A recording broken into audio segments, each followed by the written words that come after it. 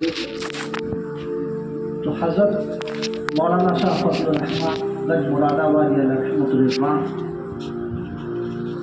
اس صدی کے بہت قدامت خصوصی ہیں۔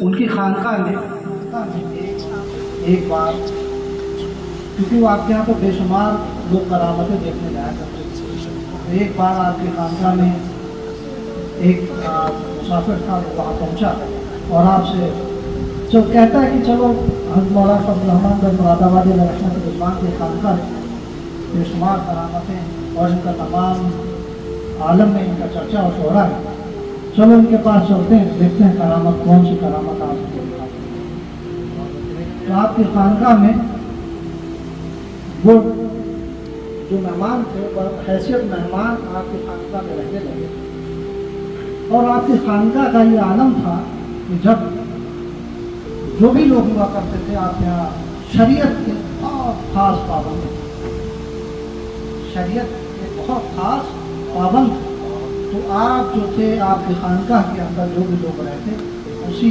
پابند پر اپنی زندگی کو گزر بسر، آپ کے مریدین آپ کے عاشقین اسی نسبت و محبت سے۔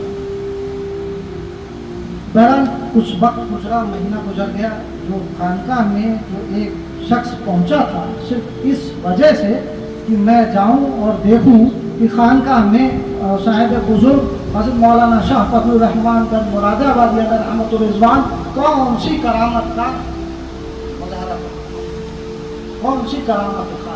بہرحال اس نے مہینہ سوا مہینہ گزارا، خانقاہ میں صحبت اختیار کی، اور وہاں سے اسے اس کے مطابق کوئی ایسا معاملہ نہیں نظر آیا، اور وہ وہاں سے چل پڑا، چلا گیا۔ پھر حضرت نے ایک دن پوچھا کہ ارے بھائی نماز میں، اپنی نماز میں پوچھا ارے بھائی وہ جو ایک مہمان تھا وہ کہاں گیا؟ وہ تو چلے گئے، بلایا۔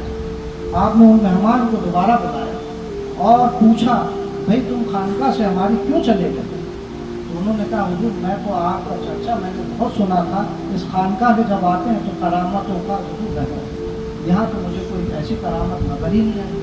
تو انہوں نے کہا کہ ارے بھائی تمہیں اس خانقاہ میں کون سا نظام ایسا لگا جو سنتوں کے خلاف تھا؟ کون سا ایسا نظام لگا جو اللہ اور اس کے رسول کے نظام کے خلاف تھا؟ کون سا ایسا نظام لگا جو کہ نسبت محبت یا حضور صلی اللہ علیہ وسلم کی محبتوں کے مطابق نہیں تھا؟ کون سا ایسا نظام لگا؟ کون سا ایسا نظام تمہیں لگا؟ انہوں نے کہا تو سب شرعی، آپ نے جو نمازیں پنجگانہ ادا ہوتی سب کچھ ہو رہا تھا، تو یہ کیا بولے اس سے بڑی کرامت اور ہو کون سی سکتی ہے؟ اس خانقاہ میں اگر سب کچھ بشرع چل رہا ہے تو سب کچھ اگر جو بھی زائرین آ رہا ہے وہ بھی شرعی اعتبار سے اپنی زندگی گزار رہا ہے، سب مریدین اسی اعتبار سے، اس سے بڑی کون سی کرامت ہے؟ اسی ترتیب میں آپ سے بڑے بڑے علماء اس زمانے کے مرید ہوئے، جو زمانے میں آپ کے خانقاہ میں ہر مکتب فکر کے علماء آپ کے یہاں حاصل کیا تھا۔ ایک بار حضرت شاہ امام احمد رضا خان صاحب بریلوی علیہ رحمۃ اللہ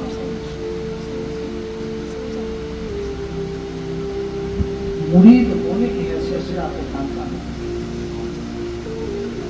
مرید ہونے کی حیثیت سے آپ کی خانقاہ میں پہنچا تو عریضہ پیش کیا، حضور میں آپ سے مرید ہوں۔ آپ نے مراقبہ کیا اور دیکھا پایا کہ ان کا حق میرے پاس نہیں ہے، اور آپ سے کہا کہ آپ ماریرہ چلے جاؤ، ماریرہ شریف چلے جاؤ، وہاں آپ کا حق ہے۔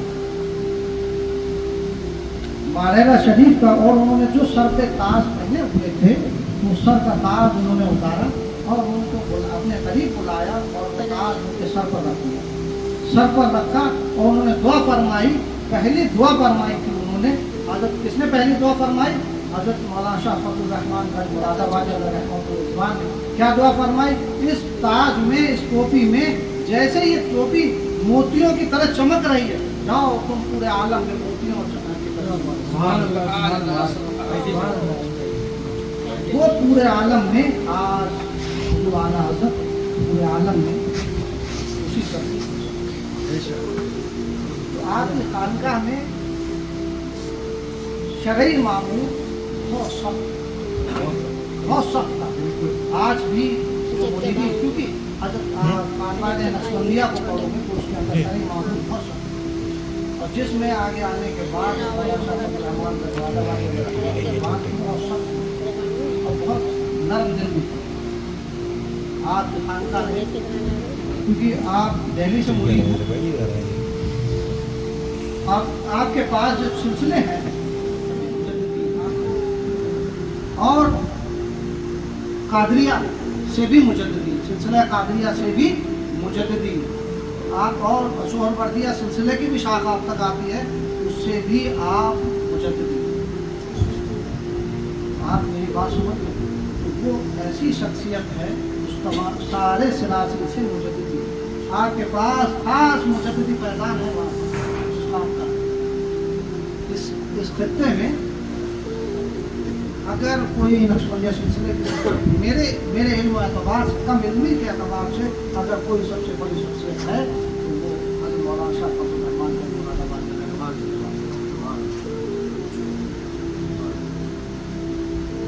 एक बार और एक वाक़या उन्हीं के बारे में आज करता चलूँ।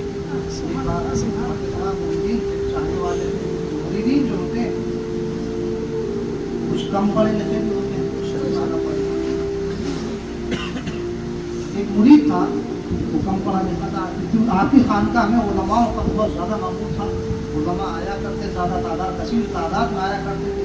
तो आपके पास आपका जो मुरीद जो चहीता था वो पढ़ा लिखा नहीं था, कह सकते हैं तो उसे शौक गुजरा कि मैं भी हाफिज कुरान हो जाऊँ। हुजूर की खिदमत में पहुंचा और अर्ज किया, हुजूर मेरे लिए दुआ फरमाए, मैं भी हाफिज कुरान हो जाऊँ। आपने जब ये बात सुनी तो आप खामोश हो, सुनने तालिब इल्म बैठे, आप खामोश हो। फिर एक दिन कुछ अरसा गुजरा, अरसे के बाद उन्होंने आवाज़ दी, अपने मुरीद को आवाज़ दी, हाफिज इधर आए। हाफिज जी क्या कहना,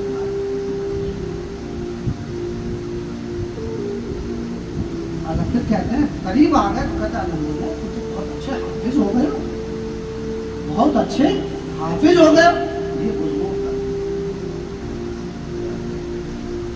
ये बुजुर्गों का मिजाज रहा है। तो ये इमाम रब्बानी मुजद्दिद अल-लिसानी शेख अहमद फारूकी तारीख में है, कुतुब में लिखा है, आपकी तसानीफ अगर इमाम रब्बानी की पढ़ेंगे उसमें कहा है अगर दुनिया में विलायत की खिड़की अगर कहीं है, एक तो विलायत मौला अली करमल्लाहु वजह से मिलती है, उसके बाद अगर विलायत की अगर खिड़की अगर दुनिया में कहीं है तो सनद में विलायत खिड़की कहते हैं, छोटे दरवाजे, छोटे दरवाजे। तो विलायत की खिड़की अगर कहीं है तो इमाम रब्बानी मुजद्दिद अल-लिसानी शेख अहमद फारूकी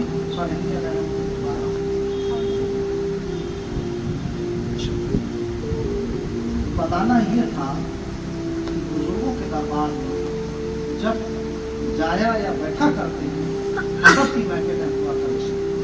अदब, मैं बार बार कहता हूँ इस बात को, अदब कराने से नहीं आता, अदब पढ़ाने से नहीं आता, अदब बताने से नहीं आता, अदब करने से आता। जब आप अदब करेंगे तो आपके अंदर अदब आएगा। जिस मेयार का आप अदब करेंगे उसी मेयार का आपके अंदर अदब जाता है। इसलिए महफिलों में अदब की खास ज़रूरत है। बाकी हम सब बुजुर्गों के जानने और मानने वाले उनके अकायद हैं, उन्हीं पे हम अपनी ज़िंदगियाँ गुजर बसर करते हैं। अल्लाह ताला हम सब सीखने और समझने की तौफीक अता फरमाए, और बोलने में और पढ़ने में बताने में जो भी हमारा गलतियाँ कामिल हुई आप फरमाए। और आखिर दावाना अल्हम्दुलिल्लाह रब्बिल आलमीन।